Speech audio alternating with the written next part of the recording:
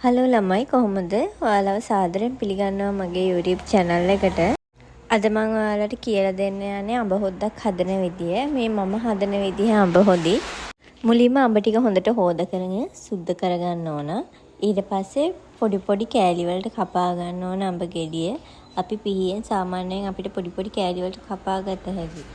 ඒ විදිහට පොඩි පොඩි කෑලි කපාගෙන භාජනයකට දාගෙන මුලින්ම ඊට පස්සේ මිරිස් 3-5 දෙකම හොඳට බැදගෙන ඉවරලා ඒකට දාලා හොඳට කවලම් කරලා ටිකක් තියන්න ඕන හොඳට පහේ ටික ඒකට අල්ලන්න.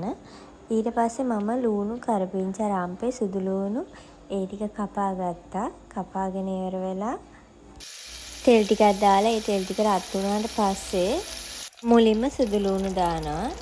මුලින්ම සුදු ලූණු දාලා ඊට පස්සේ රාම්පේ කරපිංචා ලූණු දාලා හොඳට ටෙම්පරාදු වෙන්න දෙනවා.